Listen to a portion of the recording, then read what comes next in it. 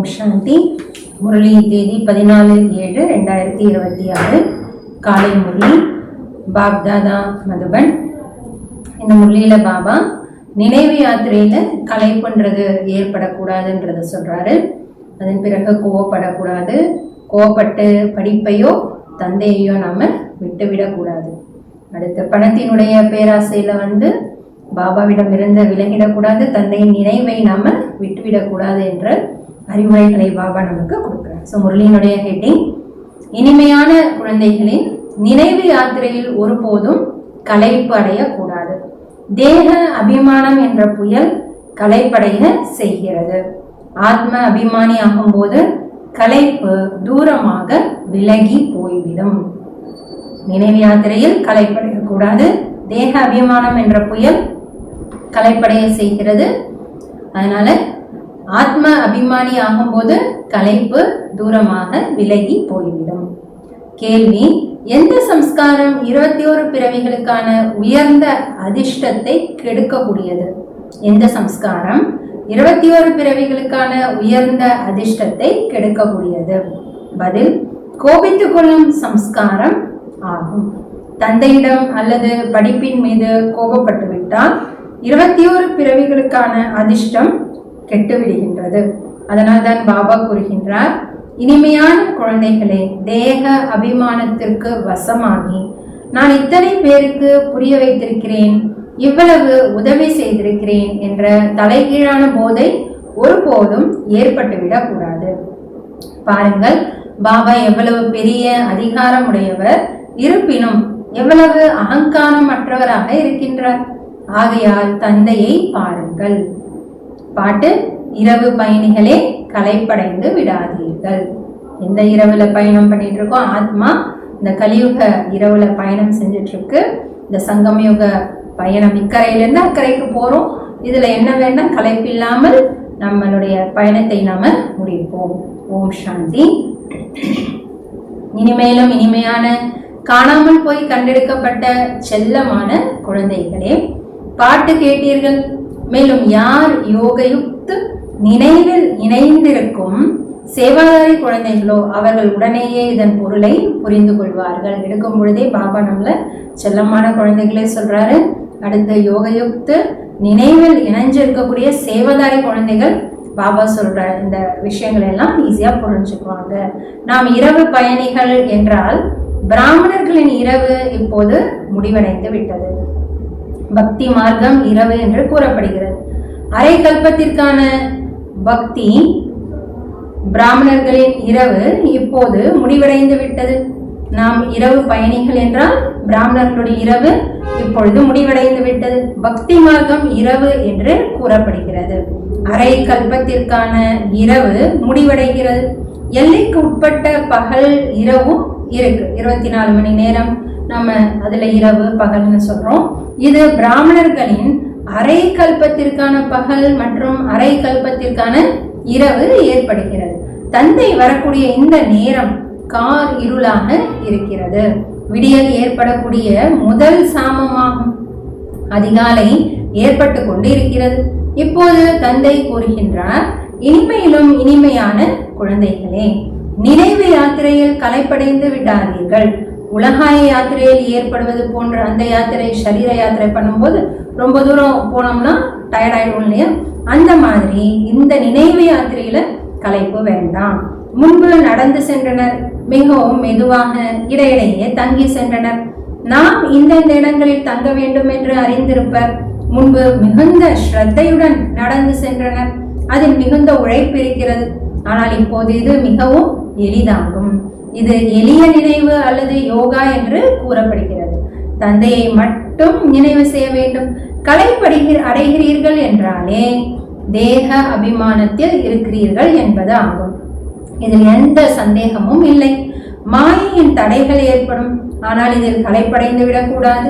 களைப்படைவதன் மூலம் தேக அபிமானம் வந்துவிடுகிறது. குழந்தைகளே, சரீர நிர்வாகத்திற்காக காரியங்கள் செய்யத்தான் வேண்டும். அதற்கான சமயம் ஒதுக்கி கொடுத்திருக்கின்றார். 8 மணி நேரம் சரீர நிர்வாகத்திற்காக, 8 மணி நேரம் ஓய்வு, பாக்கி 8 மணி நேரம் நினைவிற்கு கொடுங்கள் என்று தந்தை கூறுகின்றார். இப்பொழுது முழு 8 மணி நேரமும் யாரும் கொடுப்பது கிடையாது. பாபா கம்ப்ளைண்ட் பண்றார். கடைசியில் 8 மணி நேரம் வரை இருக்க முடியும். சார்ட் அதிகப்படுத்தி கொண்டே இருங்கள். நினைவுக்கான சார்ட்டை நாளுக்கு நாள் அதிகமாகிட்டே போகணும். இங்கு வந்து அமர்கின்ற பொழுது நினைவு ஏற்படுத்தப்படுகிறது. பாபா நமக்கு ஞாபகப்படுத்துறார். இதைதான் நீங்கள் நிஷ்டை என்று கூறுகிறீர்கள். பாபாவின் நினைவில் வந்து அமர்கிறீர்கள். இதற்காக இங்கு வரும்போதுதான் நினைவில் அமர வேண்டும் என்பது கிடையாது. 5-10 நிமிடம் நினைவில் இருந்துவிட்டு எழுந்திருக்க வேண்டும் என்று பலர் நினைக்கின்றனர். ஆனால் தந்தை கூறுவது என்னவெனில், தொழில் செய்யுங்கள், எங்கு சென்று வந்தாலும் நினைவில் இருங்கள்.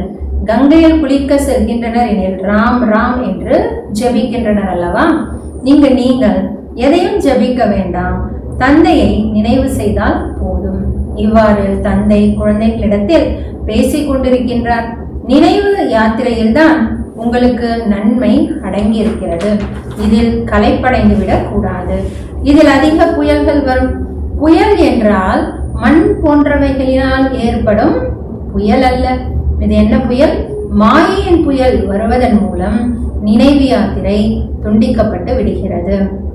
பிறகு தேக அபிமானத்தில் வருவதன் மூலம் என்ன நடக்கும் அப்படின்னா, தொழில், குழந்தைகள் போன்ற நினைவுகள் வந்து விடுகிறது. இந்த தொழில் போன்ற அனைத்தும் அழிய போகிறது என்று தந்தை கூறுகின்றார். உங்களது குழந்தை வாரிசாக ஆகவே முடியாது, அனைத்தும் அழிந்துவிடும். இப்போது எல்லையற்ற தந்தை வந்திருக்கிறார். எல்லைக்குட்பட்ட ஆஸ்தி அழிய போகிறது. இப்போது குழந்தை வளரும், திருமணம் செய்வோம், பிறகு இது நடக்கும் என்றெல்லாம் செல்வந்தர்கள் நினைக்கின்றனர். அந்த அளவிற்கு இப்போது நேரம் கிடையாது என்று தந்தை கூறுகின்றார். பாபா நம்மள புருஷார்த்தத்தை தீவிரமாக சேவிக்கிறார். ஆகையால் உலகத்தில் மீதம் இருக்கும், உலகத்தின் மீது இருக்கக்கூடிய பற்றுதலை முழுமையாக நீக்கிவிடுங்கள். இது சுடுகாடாகும். தொழில், குழந்தைகள் போன்ற சிந்தனையிலேயே இறந்தால் தன்னை நாசப்படுத்திக் கொள்கிறீர்கள். தன்னுடைய அதிர்ஷ்டத்தை நமக்கு எடுத்துக்கிறோம். ஏன்னா அந்துமதி சோகத்தை, கடைசியில என்ன நினைவோ அதுதான் நமக்கு பிராப்தமாகும். சிவபாபாவை நினைவு செய்தால் அதிக லாபம் ஏற்படும். தேக அபிமானத்தில் வருவதன் மூலம் அழிவு ஏற்படுகிறது. அதாவது ஆத்மா சம்பாதிச்ச வருமானம் நாசமாகிறது. ஆத்ம அபிமானி ஆகின்ற பொழுது லாபம் ஏற்படும். எந்த அளவிற்கு நினைவு செய்வீர்களோ அந்த அளவிற்கு எதிர்கால 21 பிறவிகளுக்கான ஆஸ்தி அடைவீர்கள். நினைவு செய்யவில்லை எனில் அதிக நஷ்டம் ஏற்பட்டுவிடும். பிறகு அது கல்பத்திற்காக என்றாகிவிடும். அந்த அளவிற்கு நஷ்டம் ஏற்படுத்தக்கூடிய விஷயமாகும் அந்த தேக அபிமானம் என்பது. நான் முழு ஆஸ்தியை எப்படி அடைவது என்று சிந்திக்க வேண்டும். செல்வத்திற்காகவும் அதிக பேராசைப்படக்கூடாது. எதிலும் அதிக பேராவல் கொள்ள வேண்டாம். யாராவது திவால் ஆகின்றனர் எனில் மிக அதிகமாக கவலைப்படுவர். சிவபாபாவை முற்றிலும் மறந்து விடுவர்.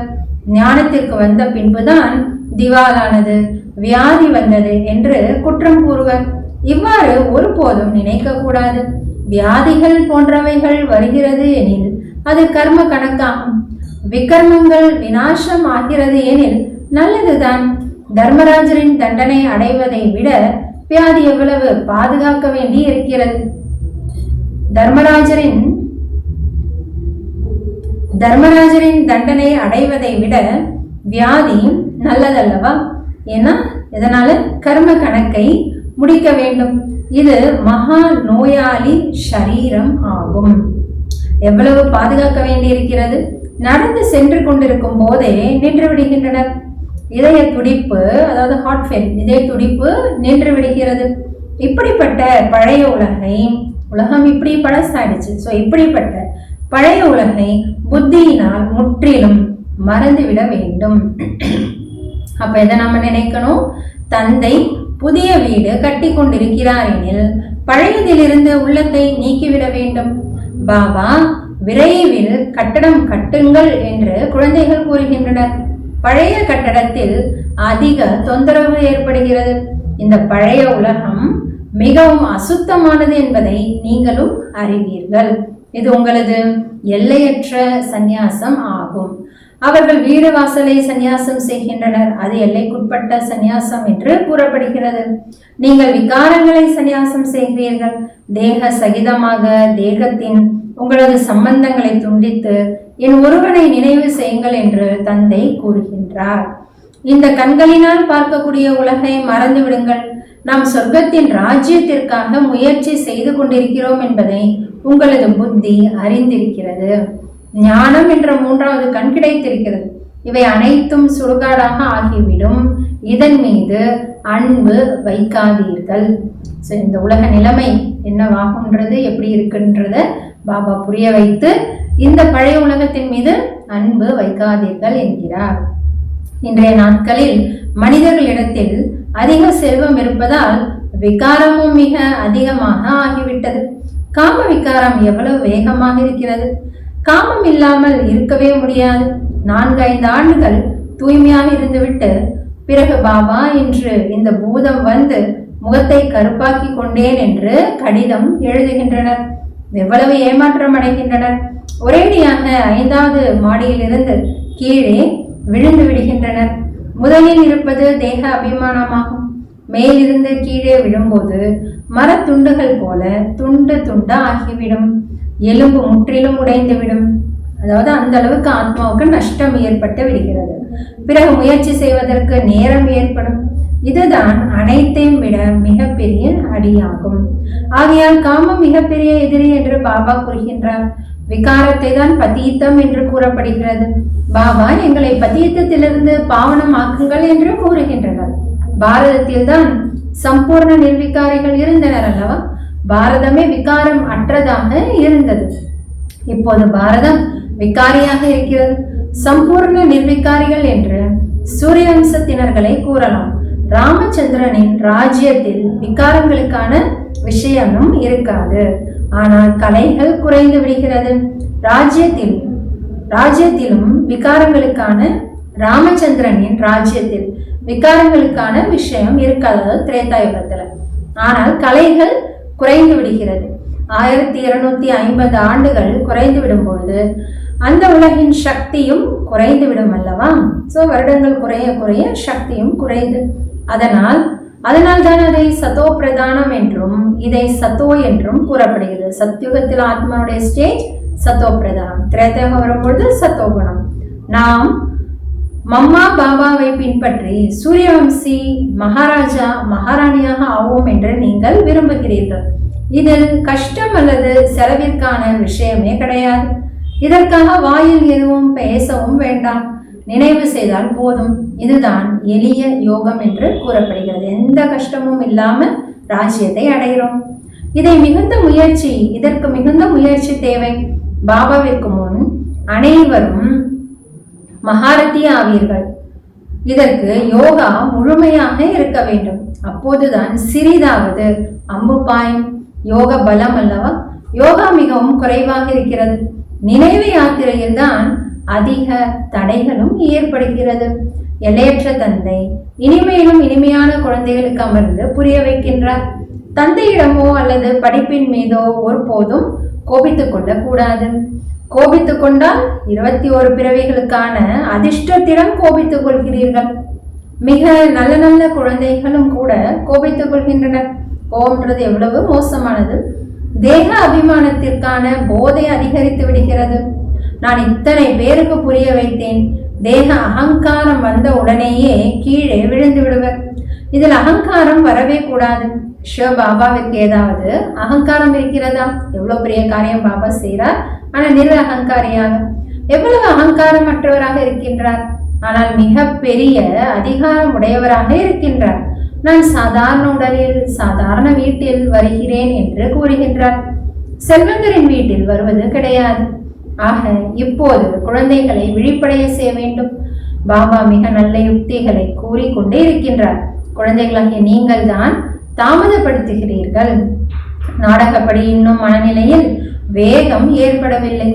நாளடைவில் வேகம் ஏற்பட்டுவிடும். இத்தனை ஆண்டுகளுக்குள் சொர்க்கம் ஸ்தாபனை ஆகிவிடும் என்று நாம் அரசாங்கத்திற்கு சவால் விடுகிறோம். இதை செய்தித்தாள்களில் படிக்கும் போது மனிதர்கள் வந்து உங்களிடம் கேட்பார்கள், சிறிது ஆண்டுகளுக்குள் ஸ்தாபனை ஆகும் எனில் அவசியம் எதுவும் நடக்கும், விநாசமும் ஏற்படும். பலர் வருவார்கள். இந்த சொத்து போன்றவைகள் சிறிது காலத்திற்காகவே. இந்த சொத்துக்களை நீங்கள் சொத்து என்று நினைப்பதே கிடையாது. இவைகள் சிறிது காலத்திற்கு தான் என்பதை நீங்கள் அறிவீர்கள். இந்த கட்டடம் போன்றவைகள் வசிப்பதற்காக உருவாக்கப்பட்டிருக்கிறது. ஏனெனில் மதுவனத்திற்கு பல குழந்தைகள் புத்துணர்வு பெறுவதற்காக வருகிறார்கள். தலைமை நிலையம் மதுவனமாகும். இன்று நீங்கள் என்ன செய்கிறீர்கள், நாளை என்ன செய்வீர்கள்? நீங்கள் தபஸ்யா செய்து கொண்டு இருக்கிறீர்கள். பிறகு டெல்லி, பிருந்தாவனத்திற்கு சென்று ராஜ்யம் செய்வீர்கள். நமது நினைவு சின்னம் எப்படி இருக்கிறது என்பதை நல்ல முறையில் காண்பிக்க வேண்டும். எந்த காரியம் 5000 ஆண்டிற்கு முன்பு செய்திருந்தோமோ அதை இப்போது செய்து கொண்டு இருக்கிறோம். முதலில் சிவபாபாவின் கோவில் கட்டுகிறோம் துவாபரயுகத்துல. மற்றபடி தில்வாடா கோவில் பிறகுதான் உருவாக்கப்பட்டிருக்கிறது. புத்திக்கு வேலை கொடுக்க வேண்டும். தில்வாடா கோவிலின் கணக்கு எடுக்க வேண்டும் என்றாலும் எடுத்துவிட வேண்டும். முழுவதும் நமது நினைவு சின்னம் ஆகும். இது ஸ்தாபனைக்கான நினைவு சின்னம் என்பதை நீங்கள் அறிவீர்கள். இனிமையிலும் இனிமையான குழந்தைகளாகிய உங்களுக்கு மிகுந்த குஷி இருக்க வேண்டும். சேவைகள் அதிகரிக்க செய்வதற்கான யுக்திகளை உருவாக்க வேண்டும். ராமர் ஆண்டால் என்ன, ராவணன் ஆண்டால் என்ன? அதற்கு பெரிய குடும்பம் இருக்கிறது. ராவணனுக்கு எவ்வளவு பெரிய குடும்பம் இருக்கிறது பாருங்கள். ராமருக்கு மிகவும் சிறிய குடும்பம். உலகம் ஃபுல்லா ராவண ராஜ்யம். ராம் பரமாத்மாவை புரிந்து கொண்டவர்கள் ரொம்ப கொஞ்சம் பேர். அதனால பாபா சொல்றார், சரியாகத்தான் புகழ் பாடப்பட்டிருக்கிறது, ஆனால் யாரும் புரிந்து கொள்வது கிடையாது. தந்தையே அமர்ந்து புரிய வைக்கின்றார் என்றாலும் கூட நம்பிக்கை ஏற்படுவது கிடையாது. சரீர நிர்வாகத்திற்காக நீங்கள் அவசியம் காரியங்களும் செய்ய வேண்டும். யார் சேவாதாரி பாண்டவ குழந்தைகளோ அவர்கள் அரசாங்கத்திடமிருந்து உதவியும் பெற்றுக்கொள்ளலாம். அவர்களை முழுமையாக நாம் வளர்க்க வேண்டி இருக்கும். குழந்தைகளின் மனநிலை அந்த அளவிற்கு இருக்க வேண்டும். பாபாவின் நினைவில் இந்த உலகின் அனைத்தையும் மறந்துவிட வேண்டும். நினைவு யாத்திரையில் யார் பக்காவாக மூழ்கி இருக்கிறார்களோ அவர்களது மனநிலையும் மிக உறுதியானதாகவும் இருக்கும். சிவபாபாவின் நினைவில் நீங்கள் ஷரீரம் விடுவது போன்று. சன்னியாசிகள் பிரம்மத்தின் நினைவில் ஷரீரத்தை விடுகின்றனர் எனில் வாயுமண்டலம் முற்றிலும் அமைதியாக ஆகிவிடுகிறது. பாபாவிற்கு அனுபவம் இருக்கிறது. மனிதர்கள் இறக்கின்ற போது வீட்டில் அமைதி நிலவுகிறது அல்லவா? இங்கும் அப்படியே இருக்கிறது. கடைசியில் அனைத்தும் மறந்து போய்விடுவீர்கள். இப்போது நாம் வீட்டிற்கு திரும்பி செல்ல வேண்டும். தேக அபிமானம் நீங்கிக் கொண்டே செல்லும். கடைசியில் குஷியுடன் ஷரீரம் விட வேண்டும், மலர்ந்த முகத்துடன். அவ்வளவுதான். ஸோ ஆர்ட் ஆஃப் டைங், இறப்பது கூட எப்படின்றது பாபா சொல்லித்தரார். நாம் எங்கு சென்று கொண்டிருக்கிறோம்? வெற்றி மாலையில் வருவதற்கு தகுதியானவர்களாக ஆகின்ற போதுதான் அப்படிப்பட்ட மனநிலை ஏற்படும். ஸோ எப்படி வாழணுன்றதையும் பாபா சொல்லித்தரார். அந்த மரணம் கூட எவ்வளோ அழகாக இருக்கணுன்றதையும் சொல்லித்தரார். உங்களிடம் அமைதிக்கான சக்தி இருக்கிறது. யார் வந்தாலும் இங்கு அமைதி நிலவுகிறது என்று கூறுகின்றனர். இதுதான் உண்மையான அமைதியாகும். ஆத்மா சரீரத்திலிருந்து விடுபட்டு விடுகிறது. நான் ஆத்மா சாந்த சுரூபமானவன் என்பதை நீங்கள் அறிவீர்கள். நாம் நமது சுய தர்மத்தில் அமர்ந்து விடுகிறோம். காரியங்கள் செய்யாமல் எந்த மனிதனும் இருந்துவிட முடியாது. அவர்கள் ஹடயோகா மூலம் எதைத்தான் செய்யாமல் இருக்கின்றனர்? நமது சுய தர்மமே அமைதிதான் என்பதை இப்போது நீங்கள் புரிந்து கொண்டீர்கள். நாம் நடிப்பதற்காக இங்கு வந்திருக்கிறோம். இப்போது வீட்டிற்கு திரும்பி செல்ல வேண்டும். என்னை நினைவு செய்யுங்கள் மற்றும் வீட்டையும் நினைவு செய்யுங்கள் என்று தந்தை கூறுகின்றார். தந்தையை நினைவு செய்தால் ஆஸ்தி கிடைக்கும். என்னையும் வீட்டில் நினைவு செய்யுங்கள் என்ற பரந்தாமத்தில் சிவபாபா இருக்கிறார் என்று உணர்ந்து நினைவு செய்யுங்கள் என்று தந்தை கூறுகின்றார். இங்கு நான் தற்காலிகமாக வந்திருக்கிறேன். இந்த கடைசி சிருஷ்டியினுடைய கடைசி நேரத்தில் பிரம்மாவின் உடல்ல சிவபாபா சொல்றார், நான் தற்காலிகமா வந்திருக்கேன். உங்களது புத்தி பாபாவின் நினைவின் மூலம் சாந்தி தாமத்தில் நிலைக்க செய்ய வேண்டும். வீட்டின் ஆஸ்தியையும் அடைய வேண்டும் அல்லவா? அது ஆத்மாக்களின் வீடாகும். இது ஜீவாத்மாக்களின் வீடு. தனது வீட்டையும் மறந்து விடாதீர்கள், தந்தையையும் மறந்து விடாதீர்கள். தந்தையை நினைவு செய்தால்தான் தூய்மையாகி வீட்டிற்கு சென்று விடுவீர்கள். ஞானத்தை தாரணை செய்வதால் புது உலகில் ராஜ்யம் செய்ய வருவீர்கள். எவ்வளவு முடியுமோ மற்றவர்களுக்கு ஞானத்தை தாரணை செய்தால் புது உலகில் ராஜ்யம் செய்ய வருவீர்கள். எவ்வளவு முடியுமோ மற்றவர்களுக்கு வழி கூறிக்கொண்டே செல்லுங்கள். எப்போதும் தந்தையை பாருங்கள். தந்தை என்ன செய்தார் என்பது உங்களுக்கு தெரியும். அனைத்தையும் பிரம்மபாபா என்ன பண்ணார்? அனைத்தையும் தாய்மார்களிடம் கொடுத்து விட்டார். அனைத்தையும் தாய்மார்களின் சேவையில் ஈடுபடுத்துங்கள் என்று அவர்தான் கட்டளையிட்டார். ஒருவரை பார்த்து மற்றொருவர் பின்பற்றினார். ஸ்வாஹா ஆகிவிட்டனர், அதாவது அர்ப்பணமாகிவிட்டனர். ஆனால் பிறகு நிலைத்திருக்கவும் வேண்டும் அல்லவா? நாடகப்படி பட்டியும் நடக்க வேண்டும் என்று இருந்திருக்கிறது. பாகிஸ்தான் இந்துஸ்தானாக மாறியது. உங்களது வட்டி முதலில் பாகிஸ்தானில் ஆரம்பத்துல எங்க பாபா வட்டி ஆரம்பிச்சார்? பாகிஸ்தான், அதாவது இந்தியாவோட இருந்த நேரம் அது. நீங்கள் நதியை கடந்தீர்கள், அங்கிருந்து கிராஸ் பண்ணி எங்க வந்தாங்க? பாரதத்திற்கு. சாஸ்திரங்களில் என்னென்ன விஷயங்களை எழுதிவிட்டனர். நடைமுறையில் இப்போது நீங்கள் கேட்கிறீர்கள் அல்லவா? பிறகு கல்பத்திற்கு பின் நீங்களே கேட்பீர்கள். இப்போது தந்தை கூறுகின்றார், தீயவைகளை கேட்காதீர்கள், தொழில் போன்றவைகளை செய்யுங்கள், ஆனால் தீயவைகளை கேட்காதீர்கள். ஒவ்வொரு விஷயத்திலும் ஸ்ரீமத் பெறுங்கள் என்று தந்தை கூறுகின்றார். பாபா, இந்த சூழ்நிலையில் நான் என்ன செய்ய வேண்டும்? பாபா உடனேயே கூறிவிடுவார். ஏதாவது விஷயம் நீங்கள் கேட்க வேண்டும் என்றால் பாபாவிடம் வாருங்கள். நீங்கள் ஏன் பயப்படுகிறீர்கள்? ஒவ்வொரு அடியிலும் கேட்க வேண்டும். ஸ்ரீமத் படி நடக்கும் போது ஒவ்வொரு அடியிலும் பல மடங்கு வருமானம் இருக்கிறது. நீங்கள் கடக்கும் ஒவ்வொரு நொடியிலும் பல மடங்கு பாபாட்ட கேட்டு நம்ம ஒவ்வொரு கர்மம் செய்யும் பொழுதும் பல மடங்கு வருமானம் இருக்கிறது. ஆக எவ்வளவு வருமானம் ஏற்பட்டு கொண்டு இருக்கிறது? நல்லது.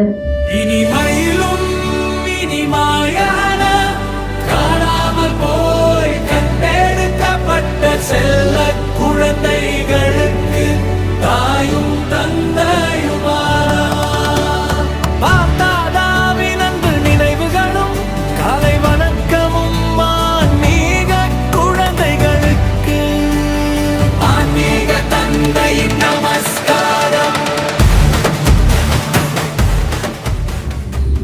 தாரணைக்கான முக்கிய சாரம். முதல் பாயிண்ட், வெற்றி மாலையில் வருவதற்காக இந்த சரீரத்திலிருந்து விடுபட்டு இருப்பதற்கான முழு முயற்சி செய்ய வேண்டும். தேக அபிமானத்தை விட்டுக்கொண்டே செல்ல வேண்டும். இந்த உலகை புத்தியினால் மறக்க வேண்டும். வெற்றி மாலையில வரணும்னா சரீரத்திலிருந்து விடுபடுங்க, இந்த பழைய உலகத்தை மறக்கணும். 2வது பாயிண்ட், பணத்தின் பேராசையில் செல்லக்கூடாது. தந்தையின் நினைவு பணத்தின் பேராசையில் செல்லக்கூடாது. தந்தையின் நினைவு தவிர வேறு எந்த சிந்தனையும் இருக்கக்கூடாது. ஒருபோதும் தந்தையிடமோ அல்லது படிப்பின் மீதோ கோபித்துக் கொள்ள கூடாது. வரதானம், எஜமான தன்மை நினைவு மூலமாக உயர்ந்த அதிகாரத்தை அனுபவம் செய்யக்கூடிய இணைந்த சுரூபதாரி ஆவீர்களாக. எஜமான தன்மையின் நினைவு மூலமாக உயர்ந்த அதிகாரத்தை அனுபவம் செய்யக்கூடிய இணைந்த சுரூபதாரி ஆவீர்களாக. பாபா சொல்றார், முதலில் தனது சரீரம் மற்றும் ஆத்மாவின் கம்பைன்டு ரூபத்தை நினைவில் கொள்ளுங்கள். சரீரம் படைப்பாகும், ஆத்மா படைப்பு கர்த்தா ஆவார். இது நினைவில் இருக்கும் பொழுது எஜமான தன்மை இயல்பாகவே நினைவில் இருக்கும். எஜமான தன்மையின் நினைவு மூலமாக சுயம் தங்களின் மிக உயர்ந்த அதிகாரி என்ற அனுபவம் செய்வார்கள். சரீரத்தை இயக்கக்கூடியவர்களாக இருப்பார்கள். 2வது, தந்தை மற்றும் குழந்தையின் சிவசக்தி இணைந்த சொரூபத்தின் நினைவு மூலமாக மாயையின் தடைகளை அதிகாரத்துடன் கடந்து சென்று விடுவார்கள். ஸ்லோகன், விஸ்தாரத்தை ஒரு நொடியில் உள்ளடக்கி ஞானத்தின் சாரத்தை அனுபவம் செய்யுங்கள் மற்றும் செய்வியுங்கள். அவ்யக்த இஷாரா, ஜுவாலா சுரூப ஸ்திதியில் இருந்து கொண்டு சக்திசாலி நினைவில் அனுபவம் செய்யுங்கள். பாபா சொல்றார், நினைவு ஜுவாலா சுரூபமாக ஆகும் பொழுதே நீங்கள் பாப கட்டேஸ்வரர் ஆக முடியும். இதே நினைவு மூலமாக அநேக ஆத்மாக்களின் பலவீனத்தன்மை நீங்கிவிடும். இதற்காக ஒவ்வொரு நொடி ஒவ்வொரு மூச்சிலும் தந்தை மற்றும் நீங்கள் இணைந்தவராக ஆகியிருங்கள். எந்த நேரத்திலும் சாதாரண நினைவு இல்லாதிருக்கட்டும், ஸ்நேகம் மற்றும் சக்தி இரண்டு ரூபமும் இணைந்து இருக்கட்டும். ஓம் சாந்தி.